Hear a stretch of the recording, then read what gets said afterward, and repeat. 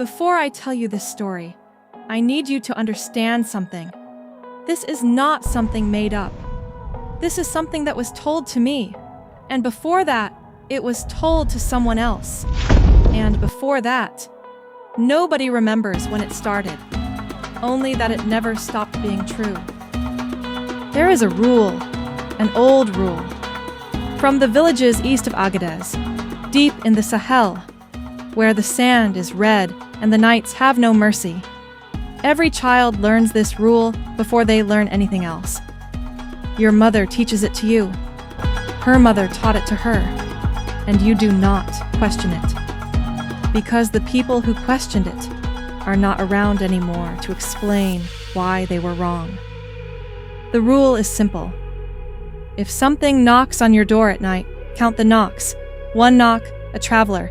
Open the door. Give them water. Give them shelter. This is your duty as a Muslim. This is your obligation. 2 knocks. A neighbor in need. Open the door. Help them. This is also your duty. 3 knocks. Do not open the door. Do not speak. Do not make a sound. Do not let it know you are awake. Recite Ayat al-Kursi in your heart, and do not stop until morning. No one in the old villages could tell you why exactly. They would just look at you, the way elders look at you when you've asked a question you shouldn't have asked, and they would say, the ones who ignored the rule are not here to explain it. Now, Ibrahim. Ibrahim was a school teacher, 31 years old, educated in the city, the kind of man who had read books and believed in what he could see and touch and explain. He did not entirely believe in such things. He came back to his village for Eid, 4 years since he had been home. His mother held his face in her hands for a long time when she saw him. The first day was joy. The second day, Harmattan. You know Harmattan? The wind that comes from the Sahara, heavy with dust, turns the stars orange, gets inside your lungs, inside your clothes, inside your dreams. The family slept early that second night, but Ibrahim could not sleep. He sat in the main room, lantern burning, reading. Just after midnight, a knock at the door. 1. He waited, the way you do. 2. He stood. He moved toward the door.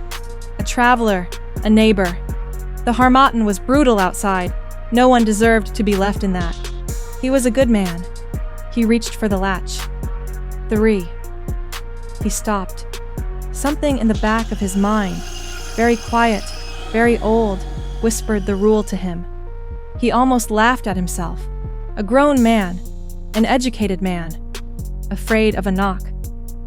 His hand was still on the latch, and then, from the other side of the door, a voice.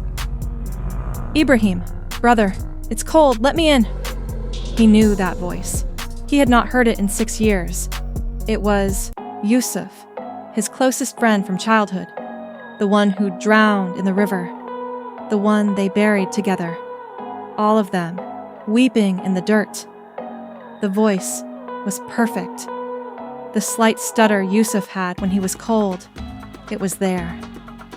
The way he always said, brother, with something warm underneath, something playful, it was there too.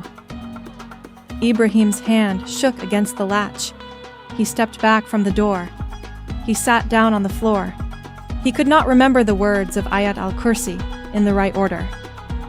His mind had gone blank with something that was not quite fear and not quite grief. He said Bismillah. He said it again. He recited the Fatiha. He said everything he could remember. He kept his eyes on the latch. The whole time.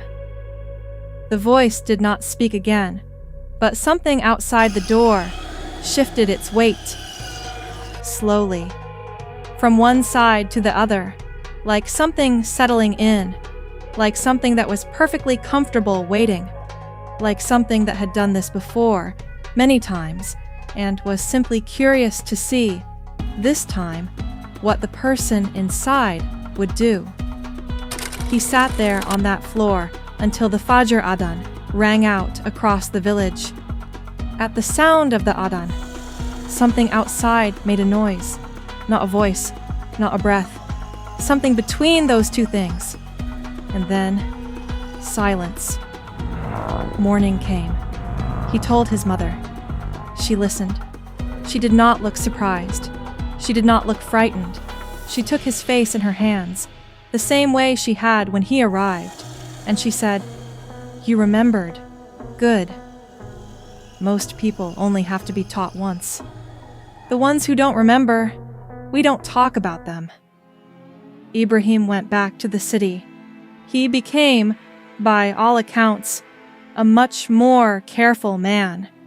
He taught his own children the rule before they could read. Not as a story, not as a game, as a fact. His youngest son asked him once, "Why can't we just speak through the door? Ask who's there." Ibrahim looked at his son for a long moment, and then he said, "Because it already knows your name, and if you answer, it learns your voice too." Bismillahirrahmanirrahim. Lock your door tonight. And if something knocks, count.